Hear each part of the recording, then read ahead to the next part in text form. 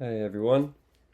I just want to share a bit of a story about a dream I had and then consciously going back into the dream and this really incredible, powerful transformation that happened when I did that. So, the dream I had was I came into this temple, this long inner chamber, um, like a ziggurat or something like that. It was all made out of earth, but it's like cement and had like pebbles and shells in it. It's very like thick structure. And the temple represents my mind, my literally my temple. And I went in and I felt really anxious, like socially anxious, which is something I've dealt with for a lot of my life for various reasons. And I couldn't quite interact with the dream characters. And I wasn't lucid, but I remembered it really well after waking up. And I like shied away from the people, and I kind of just like skirted around the outside of the temple and went out this back door.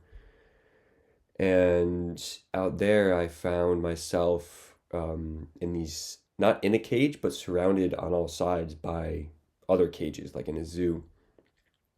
And each one had bears in it. And part of me just wanted to like be eaten because I just felt so like socially anxious and I just wanted to dissolve. Like I just wanted to hide. I was trying to isolate, trying to get away from everybody.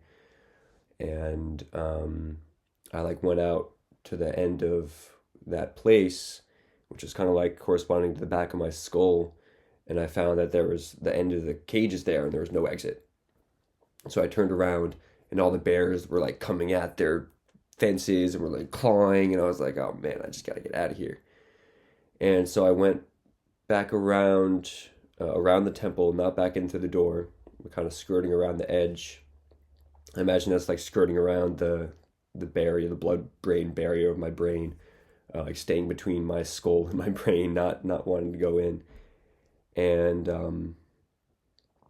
it also brought up some old tensions I've had in like family dynamics of trying to be the peacemaker, trying to be like the person who um, can like take these disparate forces that are pulling me in different directions. Like one wants one thing, the other wants the other thing. They can't come to peace. So I feel like I have to be the one to do it because I'm just so sensitive. That's just the way I am. And when there's disharmony, I just feel like So I came out to this ride. It was like a boat ride, and it felt like a um, a good solution to either going on like a really crazy ride or going on like the really gentle kiddie ride.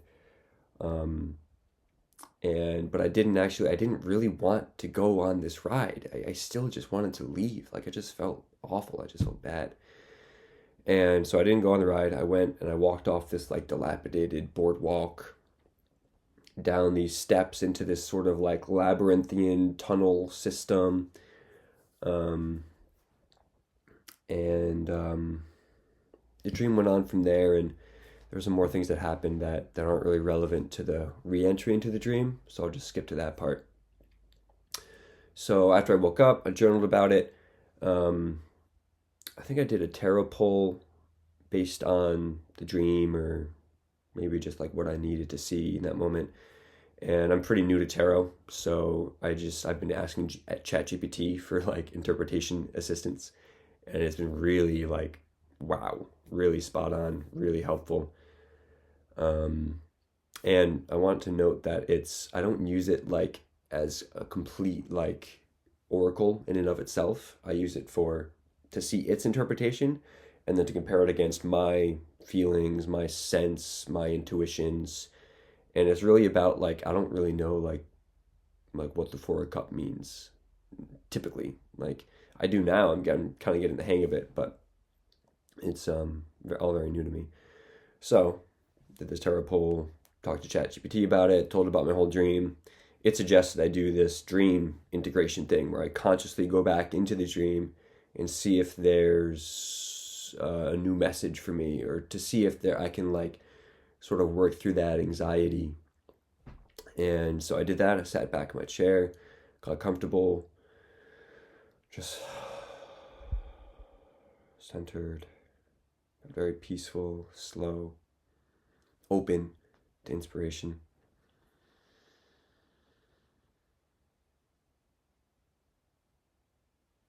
And I went back in, came back in through that same door into the ziggurat, and there was this woman there, this Asian woman, who wanted me to take a picture of her. And she was treating me like I was like some kind of celebrity or some kind of like important person. And I didn't really feel like it. Like I felt like I was just kind of normal, like the way I am. And but she was like kind of like starstruck. I was like, okay, cool. Like, yeah, like I'll pose for this woman. Like, yeah, this feels cool. This feels good. And so I was like posing, like I was like being this like feeling like this like royal presence, and I like put my foot up on like the inner there's kind of this like long mound structure in the ziggurat. And I felt like a prince, actually. I felt like a royal something. And so I like fooled around a little bit and then like turned toward her and had her take my picture. And then I felt like I should take her picture too. And so I asked for the camera, and I was encouraging her and telling her how beautiful she looked and how radiant she looked, and she really did. Like she just looked like divine love. And I felt this pull, this like there was this red light off to my left side, and it felt like that was my anxiety that I had felt earlier in the dream, and that was like the thing I had been trying to avoid. But in communicating with this person and like really being open to her, I was able to pull that energy in between us, and it became this bright white light in between us, like just pure love.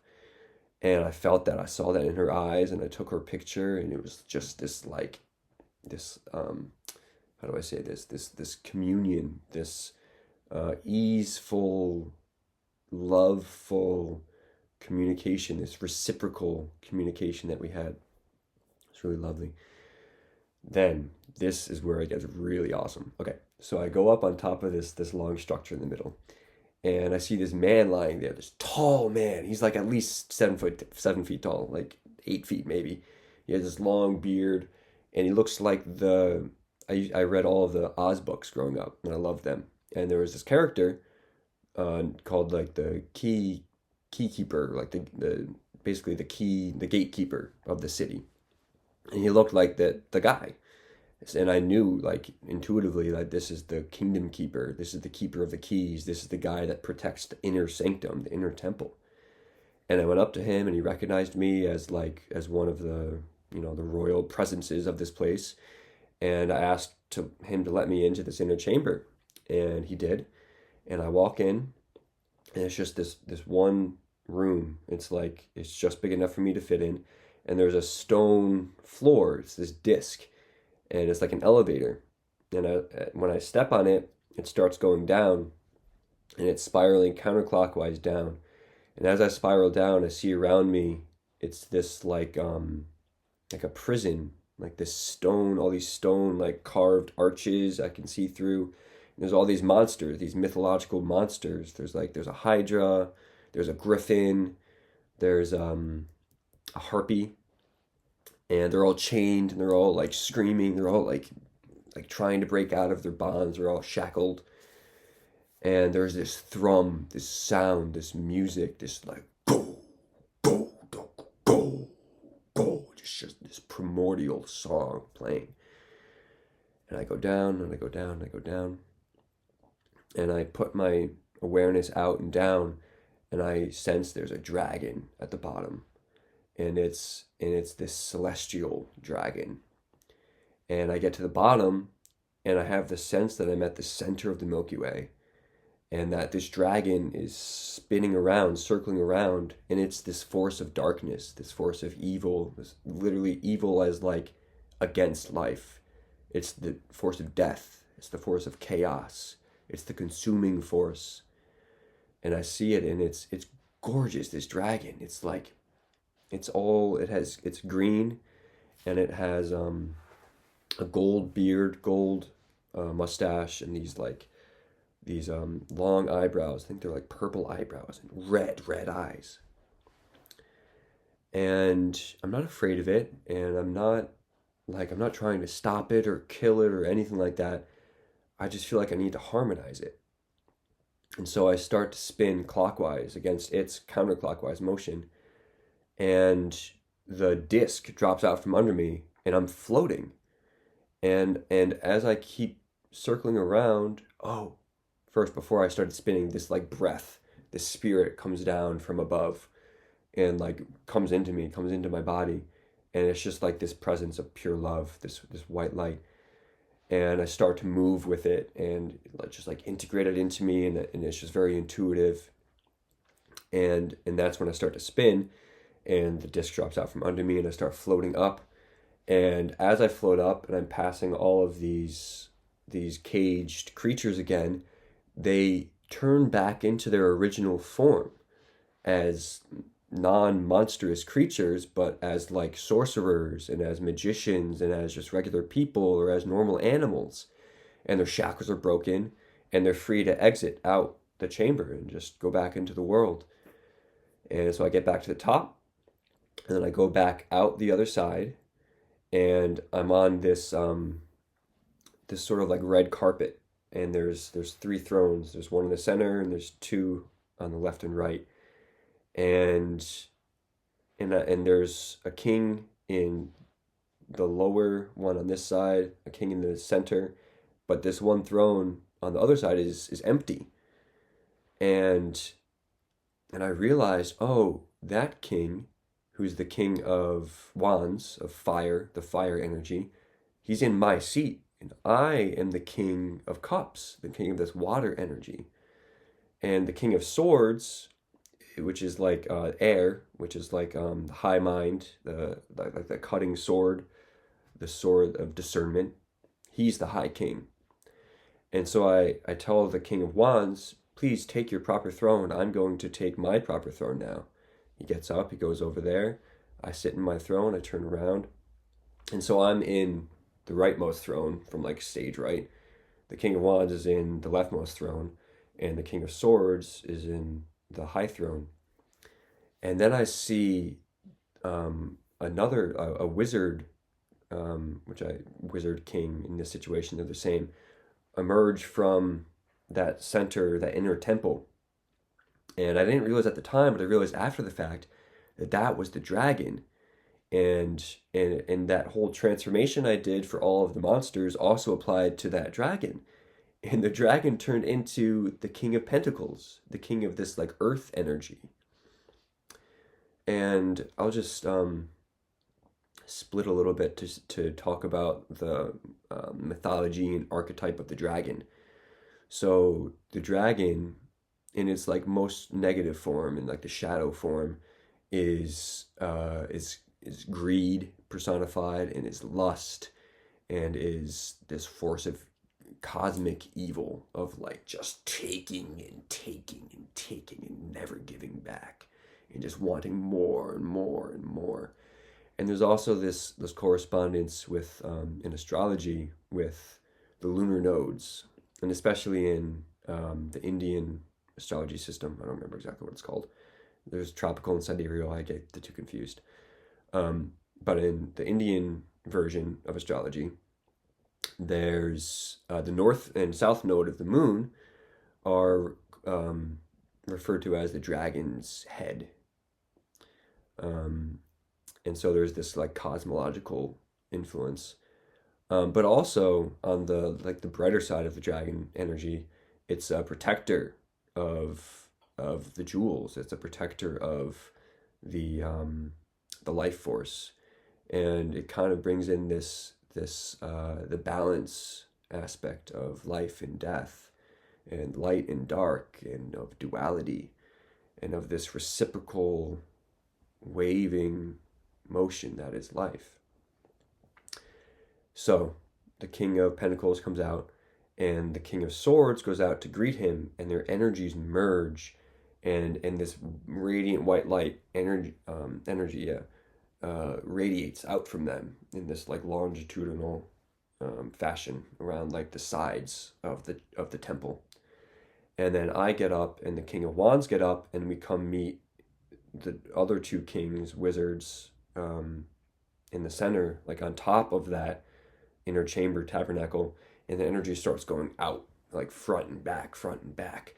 And then the whole thing is just like this pulsating, spherical, gorgeous, lovely, like, energy. And I feel like, wow, like this is it. Like this is the integration that I needed in the dream and didn't get then, but I'm getting now.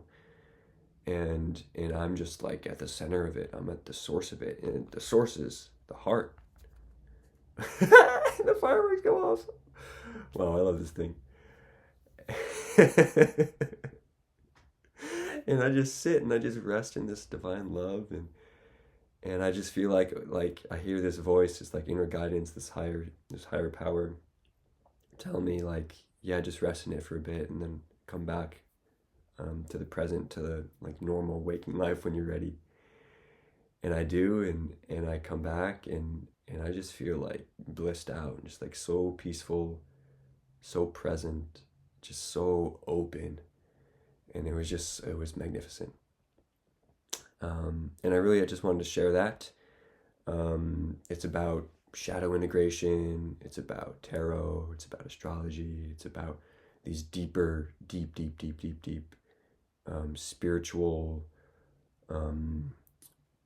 realities, presences, energies. And I want to offer myself as a dream guide for you if you're curious about how to do this kind of work.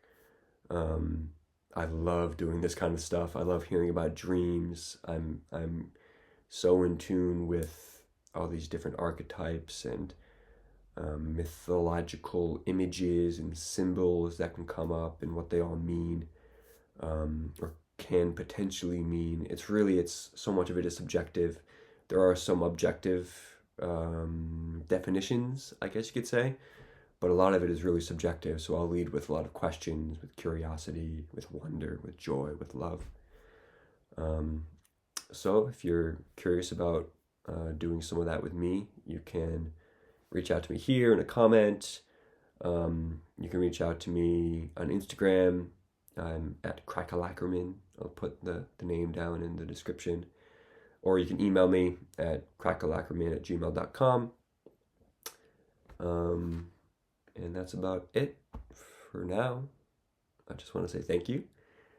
Please like, share, subscribe, if you will, if you like this. All that stuff helps.